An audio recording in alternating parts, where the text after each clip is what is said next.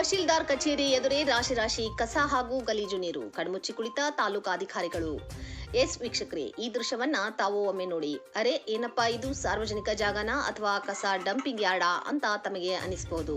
ಆದರೆ ಇದು ರಾಮದುರ್ಗ ಪಟ್ಟಣದ ಶಕ್ತಿಪೀಠವಾದ ತಹಶೀಲ್ದಾರ್ ಕಚೇರಿ ಎದುರಿಗೆ ಕಂಡುಬಂದ ದೃಶ್ಯ. ಬೆಳಗಾವಿ ಜಿಲ್ಲೆಯ ರಾಮದುರ್ಗ ತಹಶೀಲ್ದಾರ್ ಕಚೇರಿ ಎದುರಿನ ರಸ್ತೆಗೆ ಹೊಂದಿಕೊಂಡ ಸಾರ್ವಜನಿಕ ಜಾಗದಲ್ಲಿ ರಾಶಿ ರಾಶಿ ಕಸ ಬಿದ್ದಿದೆ. ರಸ್ತೆ ಬದಿಯಲ್ಲಿ ಎಳನೀರು ಹಾಗೂ ಕಬ್ಬಿನ ಹಾಲು ಮಾರುವವರು ಸಂಜೆ ಹೊತ್ತಿಗೆ ಇದೇ ಸ್ಥಳದಲ್ಲಿ ತಮ್ಮ ತ್ಯಾಜ್ಯವನ್ನ ಎಸೆಯುತ್ತಾರೆ.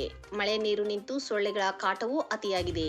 ಇದೆಲ್ಲ ತಾಲೂಕಾಡಳಿತ ಸೌಧವಾದ ತಹಶೀಲ್ದಾರ್ ಕಚೇರಿ ಎದುರುಗಡೆಯೇ ಇದ್ದರೂ ಕೂಡ ತಹಶೀಲ್ದಾರ್ ಆಗಲಿ, ಯಾವುದೇ ತಾಲೂಕು ಅಧಿಕಾರಿಗಳಾಗಲಿ, ಪುರಸಭೆ ಅಧಿಕಾರಿಗಳಾಗಲಿ ಯಾರೂ ಕೂಡ ಇತ್ತ ಕಡೆ ಗಮನ ಹರಿಸದೇ ಇರುವುದು ವಿಷಾದನೀಯ. ಇದರ ಪಕ್ಕದಲ್ಲಿಯೇ ಹಸ್ತಾ ಗೈಬೂರ್ ಸಾಬ್ ದರ್ಗಾ ಇದೆ. ಸದ್ಯ ಮೊಹರಂ ಆರಂಭವಾಗಿದ್ದು ಕೆಲವೇ ದಿನಗಳಲ್ಲಿ ಈ ದರ್ಗಾದಲ್ಲಿ ಪಂಜಾ ದೇವರು ಪ್ರತಿಷ್ಠಾಪನೆಯಾಗಲಿದ್ದು ಸಾವಿರಾರು ಭಕ್ತರು ಇಲ್ಲಿ ಆಗಮಿಸುತ್ತಾರೆ. ಇದರ ಸುತ್ತಮುತ್ತಲೂ ಕೂಡ ಹೋಟೆಲ್, ಚಹಾ ಅಂಗಡಿ ಸೇರಿದಂತೆ ಹಲವಾರು ಅಂಗಡಿಗಳಿವೆ.